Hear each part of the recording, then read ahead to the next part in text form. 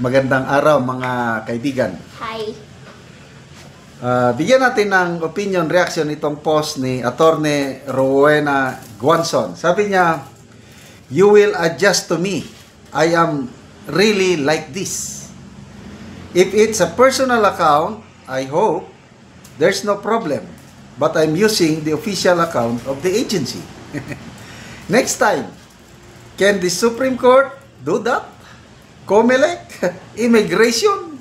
Okay, itong tinutukoy ni Attorney Guanzon, yung post po ng Secretary of the ILG. Nag-post siya ng pabiro-birong mga post sa official page ng DILG. Grabe. O, ito yung post niya, oh. Sec. John Vic, DILG, Philippines. Ang daming letga. Pasensya na. Pero hindi na ako magbabago ng ugali. Kung ang biro ko ay di karapat-dapat para sa inyo, tandaan ninyong wala naman akong minura, minaliit, o hinama. Wala rin akong binola o sinabing kasinungalingan. A little humor never hurt anyone. Wala talaga itong group effort na ito. Ano ba ito? Please stand by for class suspension announcements. I hope full data from DOST Pag-asa. In other words, abang lang kayo. Trabaho pa ba ito ng... Okay. Trabaho ba ng secretary ang mag-announce ng walang pasok? Tell me. Ang daming mga... In the first place, alam ko yung mga ganyang walang pasok, pwedeng presidente. Kaya lang yung localized, mga mayors, governors ng trabaho. Hindi naman trabaho ng secretary ng DILG ang mag-announce. Okay? Kaya lang kung mag-announce man siya, huwag nang liyong pabero kasi nga ang sama ng dating ng kanyang biro. Okay. Yung malala ko lang yung post niya na binati ko siya. Abangers, sabi niya. Parang nabusog ako sa Bogji, Chibog. Binabaliktad niya. Ganon ba ang maganda bang pakinggan ang isang secretary naggagano na Bogji? Tapos ito pa isa, letga, galit. Secretary na. Honorable nga ang tawag eh. Tapos letga, Bogji. O, nakaidlip ako sa sarap ng pagkain, parang ganun. O, ito na ang inyong inaabangan, Baguio. Nag-announce siya na may paparating sa Baguio.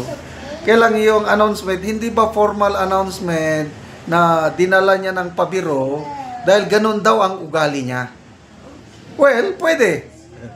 Ganon ang ugali niya nung governor siya ng Cavite, balang taga Cavite, naintindihan nila, okay sa kanya. Kaya lang tayong hindi taga Cavite, masama ang dating, especially ako, nung mabasa ko yun, sabi ko, ano ba itong post na ito? Gumanon na lang ko, binaliwala ko na lang. Akala ko, ako lang ang masama ang dating. Tapos ang dami palang binati ko siya ng mga netizens, kaya humingi siya ng paumanhin, pasensya. So ito yung follow-up vlog niya na hindi na daw siya magbabago ng ugali.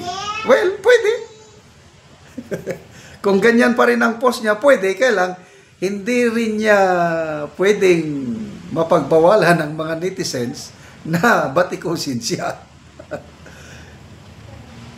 Mas maganda siguro para huminto ang batikos, mag-post siya yung professional, formal announcement, ganun lang. Oh, ito, may punto de vista si Attorney Guanzon. Official web official ano ng DILG. Tapos ganun lang style. Pwede rin ba gagawin din ba 'yon ng COMELEC, ng Supreme Court? Palagi ko never. First time kong naka-experience, nakakita ng isang cabinet secretary na ganyan ang style. Ngayon lang. I don't know, nakakadismaya, hindi nakakatawa sa akin eh. Hindi magandang dating sa kanyang joke. I'm sorry. Ito, Poybe Yao. Kala niya nakakatawa siya after what they did to Digong. Oh, correct. Group effort nga. Sa mga millions of DDS ngayon, hindi pa rin makalimutan ng mga DDS yung group effort. Tapos ganyan pang magmura, magbiro, talagang papalag ang mga DDS dyan. Okay. Carol Kalang, grabe. Show some compassion to us, Mr. Rimulya. O bakit compassion? Kasi nga binabagyo na eh. Binabaha. Tapos ganun ba, abangers. Grabe naman. Grace Lianes Ramos, yung feeling entitled, wala naman sa lugar. Yung pagbiro, maganda naman yun. Kung minsan para makagaan. Kaya lang, dapat kaya niyang gayahin pag nagbibiro si Tatay Digong. Nasa formal ceremony, whatever. Mamaya mag-inject si Tatay Digong ng biro, ang daming tawa. Na walang reklamo ang karamihan dahil maganda ang dating. Kahit si Yorme sa Manila, palabiro rin ko minsan, kailang maganda rin ang dating ni Yorme. Itong kay Secretary John Vic, wala. wrong presentation. Ano. Ryan Pabler, obob ka kasi, Secretary, obob. Cam Calvan, that's what I like about you, Queen of Bardagulan. Si Atty. Guanzo na, Queen.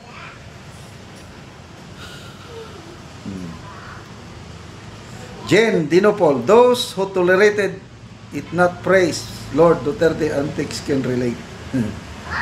Wela Rose, sabi niya, nakakaya na, DILG Secretary.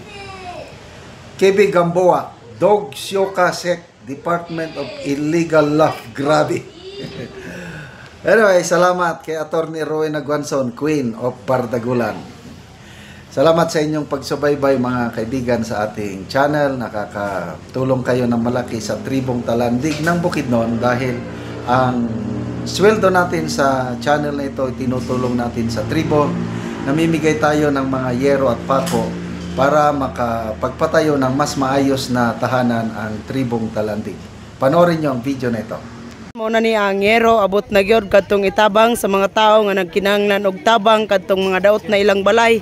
So muna ni siya 450 ka yero ang gi-deliver. So muna ni sila ang matagaan og yero.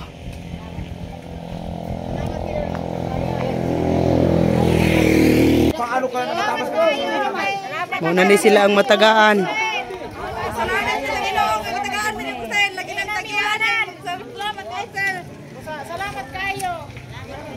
Salamat kayo sinabang nakatagrag yun. Dugangan pa.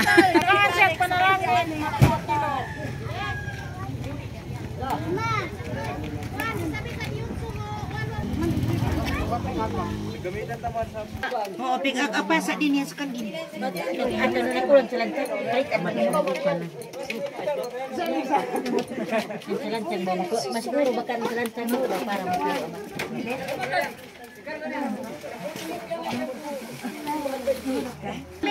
Sana dia kang mabajitan na yung sindihan. Ang yun, mas umara. Toko.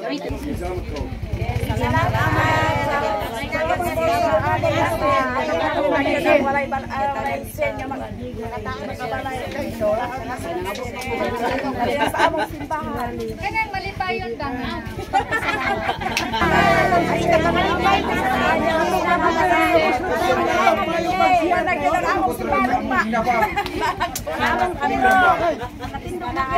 Ayaw pangatop sa siya. Pangatop na gimmick. Kaya nasunod nila.